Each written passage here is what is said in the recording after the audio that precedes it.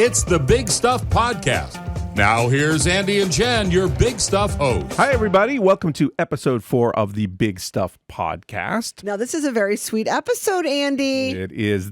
This episode, we head to Orange, Connecticut to see the world's largest PEZ dispenser. And that's exactly what you're thinking it is. It's the candy dispenser that we all know and love from our childhood. Now, not only are we going to find out from Sean Peterson how many PEZ are produced daily at the factory in Orange, Connecticut, but also annually how many PEZ are stacking up. I bet it's a lot.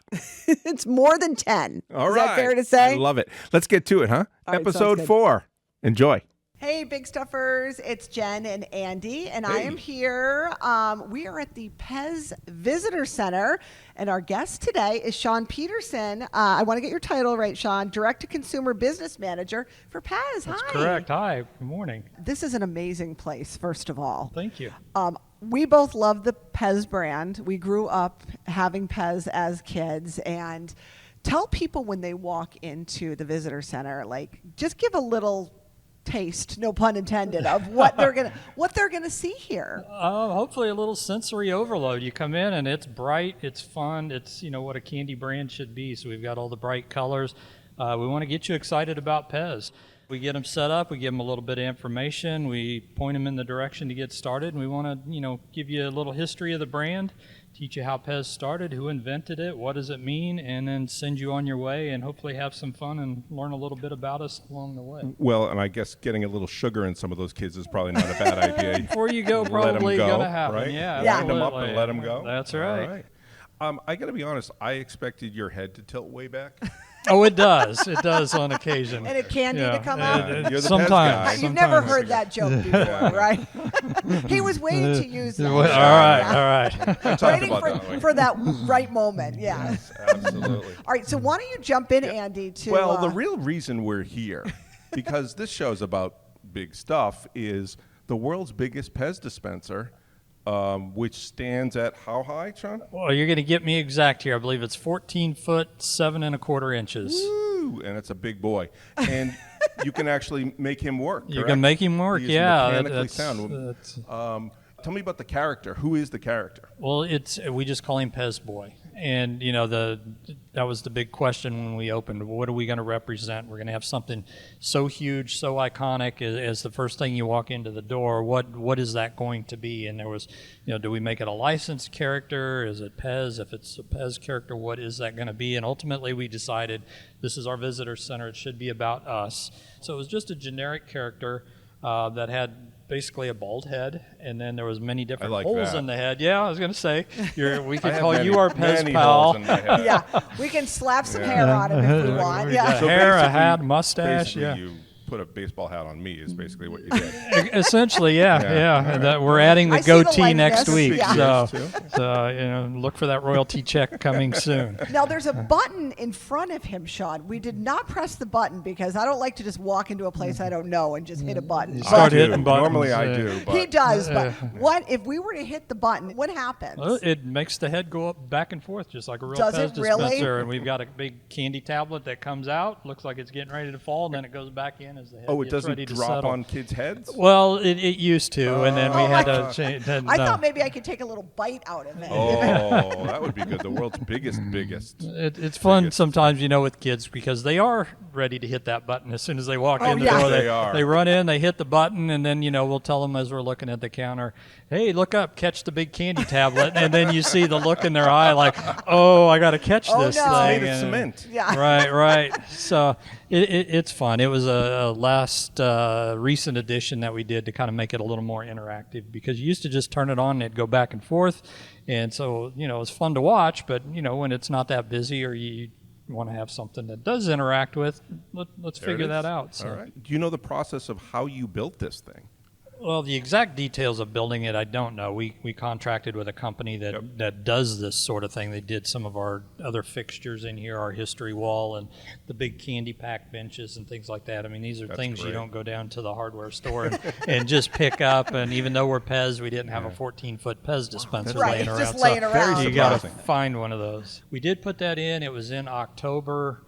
We had one of the biggest snowstorms the state had Of course. for a while. That started that afternoon. It was a Saturday. We were here with 3 or 4 other people trying to lift and maneuver that thing into place and get it up and running. What year was that?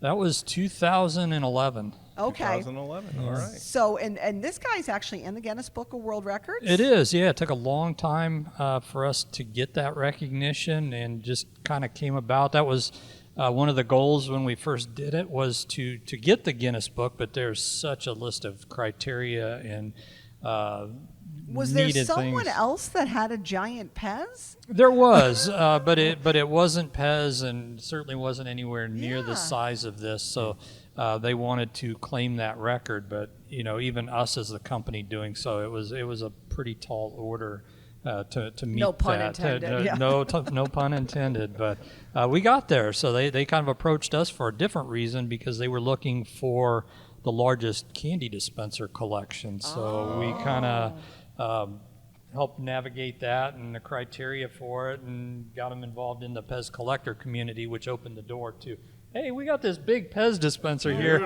and it would be great to actually call it officially a world record. So we did that, and had to submit a lot of information and proof and evidence for that. But our certificate's on the wall, and surprisingly, as large as it is and imposing as it may be, people still look right past it and never see it, because it's so big. Yeah, it's almost too big, because ground level. it's not eye level, and, Eye and there's level, so much to take in. They start scanning the walls, the horizon, and they look right past what's in front of them. Big stuffers, you got to come see the big giant PEZ. Absolutely. And don't miss it when you walk through the door. Right.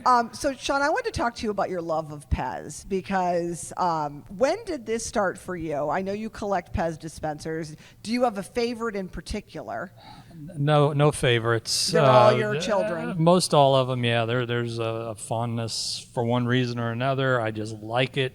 There's a good story how I got it. Let's hear it. It's the stuff that comes to you, that makes it so much fun, because you could search, for weeks, months, years for this stuff and never find anything, and then sometimes it just comes out of the woodwork, and people are like, "Hey, I've got this." My mother collected 50 years ago, and this has been in the attic ever since, and are you interested? And you were. And I was, yeah. Do you get any kind of comments about PEZ Boy, and what kind of comments are you getting?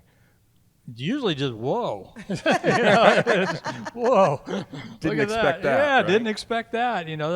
They looked right past it, they missed it, and then when you explain what that button is, push it, see what happens, and then they look up and see the head tip back and that giant piece of candy start to come out. It's kind of, it gets a smile. That's amazing. Love Any it. plans that PEZ Boy will get a PEZ girlfriend? Ooh, Maybe, Yeah. We're always looking at different things, so you never know. Yeah. that's a good. A friend. He needs a friend to PEZ hang girl, out with. PEZ girl. So talk about that history a little bit, because I did a little research, and I was telling Andy on the drive here, I didn't realize that this actually started out as a candy to be an alternative to smoking. Yeah, correct. We're almost a 100-year-old brand now, so that's something alone to celebrate and be excited about. 1927, we became PEZ. A man named Edward Haas created it, as you said, as an alternative to smoking and a way to freshen your breath. And the only flavor was peppermint. It was something that he created very much ahead of his time.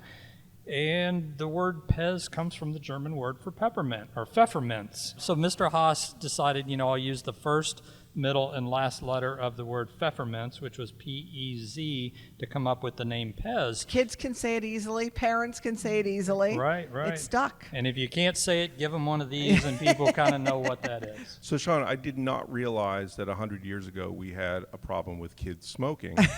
Well, it was easy. You got to get them in the factory to work all day. Oh, so. that's true. Good point. I think that might be Good point. adults. Yeah, Andy. Yes. exactly. So it was a brand shift, Okay. Yes. very much marketed to adults. So tell us, Sean, about how many PEZ people are consuming per year. Did I read this right? 3 billion PEZ candies each year? Yeah, that sounds about right, roughly. Wow. Yeah, it's a lot. We So make casual about when you say that, by the way. 3 billion. That's about right. Yeah, we make about 12 million individual candy tablets each day here on average. So 12 million. 12 And million. you can actually, when you come to the visitor center, this is really neat. You get an inside peek into the factory floor. Right, we're attached to the actual factory. This is where it's been producing since 1973. I did not realize that. I thought it was a visitor center. You came and you see the classic PEZ. We're here for the reason. This Yeah. is where the factory was. This is where the corporate headquarters are, so you can come in. Sean, I want to talk to you about in the PEZ factory, the actual process of making the PEZ. Right, yeah, it's 3,000 pounds of force. There's little tooling dies in the exact shape of that tablet, and there's a punch on the top, a punch on the bottom, and a little cavity in the middle. So those things come together at a very high rate of speed. They miss each other by the thickness of that PEZ candy tablet, which compresses the sugar and punches it out. And away we go. And away we go, yeah. Sean, so the visitor center that we're in, we've been talking all about it. You also have like a small gift shop. Yeah, it's part of the overall space. We try to get you excited about the brand, show you, tell you, explain it to you, and then have everything that we offer in one place, so you can buy T-shirts, cups, hats. What's in the back with all the PEZ on the wall? It looks like you can fill a bag, maybe? You can get a little bucket of PEZ. Yeah, it's the only place I you can want buy that. bulk unwrapped candy tablets. Mix and match. Find your favorite flavor. I'm so doing that. It's actually our number one selling item. We sell more buckets of PEZ than anything else I here. need a bucket of PEZ. Well, Sean, thank you so much for being on the Big Stuff podcast. No, I This appreciate has been a lot you being of fun. here. Yeah, I hope you enjoyed it. I'm going to go We walk absolutely around and take everything in. I'm going to go press that button, Andy. There you go. We're There going you to do that. So if you're in Orange, Connecticut, which most people are not, Right. but Find if you your way find here. yourself there, right off of 95, this is the place to go and see the world's biggest PEZ dispenser, PEZ Boy, right? And push the button. And push the button. It's open 7 days a week. So So come on down 7 days a week and take a look and buy some PEZ and have a good time here. Awesome. All right. Thanks, Well, Sean. thanks, for being guys. on. Awesome. Thank you. Hey, what a great episode. Yeah, we learned a lot about PEZ, about the PEZ Visitor Center, and of course about why we're doing this episode, Giant PEZ Boy as well. He was very impressive. I liked how the candy came out when his head went back. It's very cool. Kind of looks like it's going to drop on you, and it's then all of a sudden it goes back. It doesn't, just so you know. Don't be scared of the Giant PEZ. Now, we did find out after some of the most popular flavors, cherry being number one, I'm partial to lemon. I know you are a big PEZ fan as well. Of course I am.